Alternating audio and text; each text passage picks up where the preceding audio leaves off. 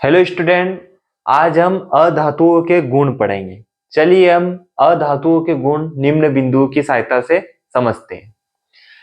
Number एक, अधातुएं प्राय भंगुर होती है। नंबर एक क्या कह रहा है कि अधातुएं प्राय भंगुर होती है, मतलब ये आसानी से टूट जाती है। भंगुरता का मतलब ये होता है आसानी टूट जाती है। जैसे कांच होता है, एक कांच होता है जो हाथ में से नीचे गिर जाता है तो टूट जाता है, मतलब ये भंगुर होते हैं कांच। तो ये अधातुएं क्या होती है, भंगुर होती है, जो आसानी टूट जाती है। और ये आसानी टूट जाती है इसलिए इनके कोई तार नहीं बना सकते हम, ये इनमें तन्यता का गुण नहीं पाया जाता है।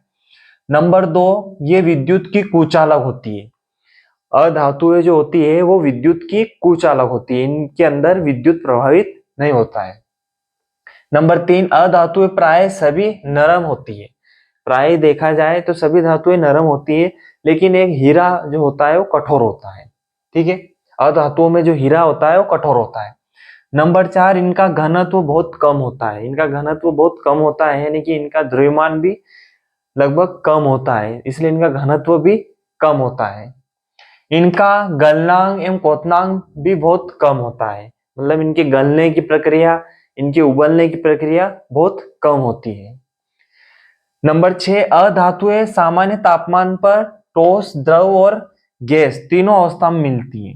अधातुएं देखी जाए तो सामान्य तौर पे ठोस, द्रव और गैस तीनों अवस्था में मिलती है। जैसे कार्बन, सल्फर, फास्फोरस ये हुए, ये ठोस होते हैं। ब्रोमीन एक द्रव होता है। हाइड्रोजन, ऑक्सीजन, नाइट्रोजन ये गैसेस होती है।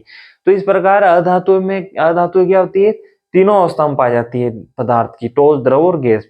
इस प्रकार हम अधातुओं के गुण समझ सकते हैं कि अधातु प्राय भंगुर होती है। नंबर दो, ये विद्युत की कुचालक होती है। नंबर तीन, अधातुएं प्राय सभी नरम होती है, लेकिन एक हीरा जो होता है वो कठोर होता है। इनका घनत्व तो बहुत कम होता है। इनका इनका गलनांक, क्वथनांक बहुत कम होता है। अधातुएं सामान्य तापमान पर ठोस, द्रव और गैस तीनों अवस्था में मिलती है। और अधातुएं क्या, इनमें आघात वर्धितता गुण नहीं पाया जाता है। ठीक है, और इनके उदाहरण है carbon, sulphur, phosphorus, bromine, hydrogen, nitrogen, oxygen, ये सभी क्या है, अधातुओं के अंतर्गत आती है। ठीक है, आशा करता हूं कि आपको अधातुओं के गुण समझ में आए होंगे। आप इन अधातुओं के गुण को नोट कर लीजिए।